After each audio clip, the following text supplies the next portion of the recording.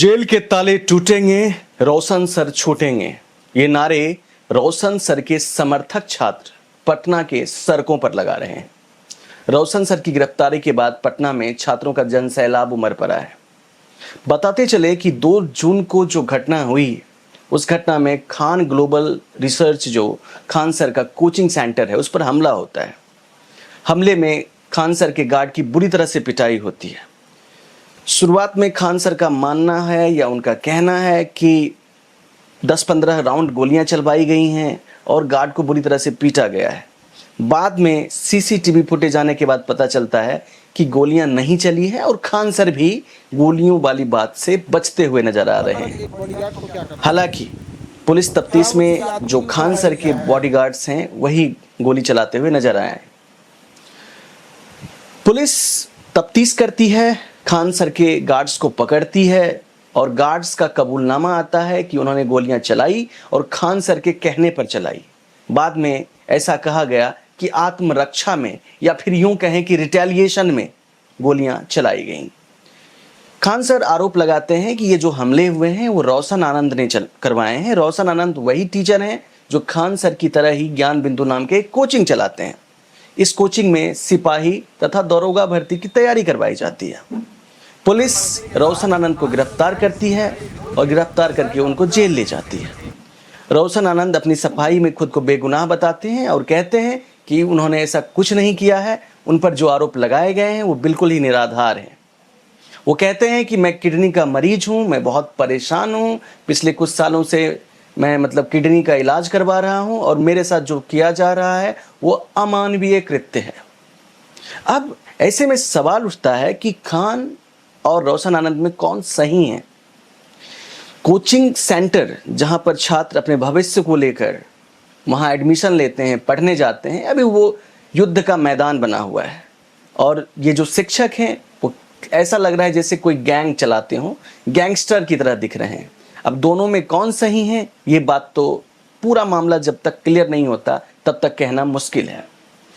लेकिन सबसे बड़ा सवाल ये है कि ये जो इतनी घटनाएं हो रही हैं और घटना में जिस तरीके से पूरा का पूरा माहौल बिगड़ता जा रहा है, ऐसा लग रहा है जैसे पटना जो है वो गैंगस्टर का अड्डा बन चुका है। ऐसे में दोषी कौन है, जिम्मेवार कौन है?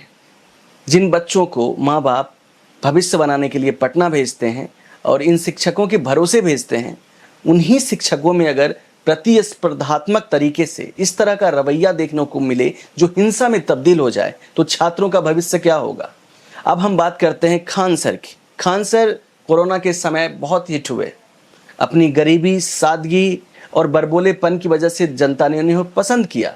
मैं बरबोलेपन इसलिए कह रहा हूँ कि उनकी हाजिर जवाबी जो है उसको लोग पसंद करते हैं।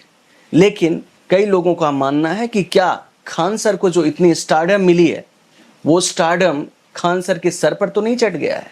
कुछ लोग रोशन आनंद को समर्थन दे रहे हैं और खान के विरोध में बोल रहे हैं, कुछ खान के समर्थन में बोल रहे हैं और रोशन आनंद के विरोध में बोल रहे हैं। अब मामला क्या है वो तो खैर जब तक पूरी बात क्लियर नहीं होती है तब तक स्पष्ट नहीं होगा, लेकिन जो भी हो रहा है वो निंदनीय है। खान और रोशन सर के कोचिंग में हजारों बच्चे पढ़ते हैं और दरोगा की तैयारी करते हैं। खास तौर पे अभी हाल ही में बिहार पुलिस सिपाही वाला रिजल्ट आया, उसमें दोनों कोचिंग के बीच जो है प्रतिस्पर्धात्मक तरीके से दोनों के बीच एक मुकाबला देखने को मिला। कई लोग बताते हैं कि यही चीज़ें जो है एक दोनों के बीच एक टेंशन क्रिएट करने का सबसे बड़ा कारण रहा है और उसी का ये कारण है या आप कह सकते हैं नतीजा है कि आज ये हिंसक झड़पें देखने को मिल रही है। कुछ लोग खान सर की आलोचना कर रहे हैं और उनके बातचीत करने की शैली पर भी सवाल उठा रहे हैं।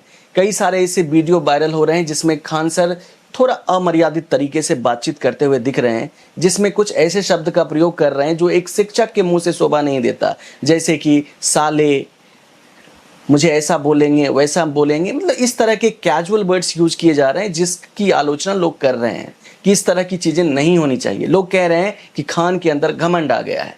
हालांकि आपको बताते चलें कि खान को चाहे सोशल मीडिया के किसी भी साइट्स की अगर हम बात करें, चाहे वो यूट्यूब हो, फेसबुक हो, इंस्टाग्राम हो, लाखों में, करोड़ों में लोग फॉलो करते हैं, लेकिन खान सर को इसकी मर्यादा बना कर रखनी होगी। रोशन आनंद जो कि खुद को निर्दोष बता रहे हैं और जेल में अभी इस समय बंद हैं, उन्होंने कहा है कि संविधान में एक वाक्य है, जो संविधान का एक प्रसिद्ध वाक्य है, सत्यमेव जयते, यानी कि सत्य की जीत होती है। और उनको भरोसा है कि वो जल्द जेल से छूटेंगे, उनको न्याय प्रणाली पर पूरा भरोसा है।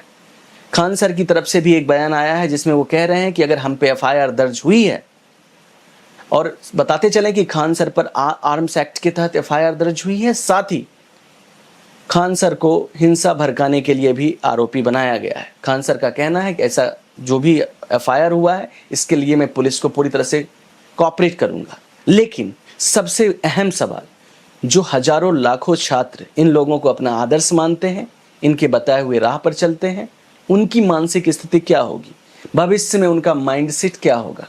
शिक्षक राष्ट्र निर्माता होते हैं, समाज को बनाने का कार्य करते हैं, लेकिन ये चीज़ें जो हो रही हैं वो कहीं ना कहीं एक क्योस, या कह सकते हैं समाज में माहौल बिगाड़ने वाला काम कर रहा है।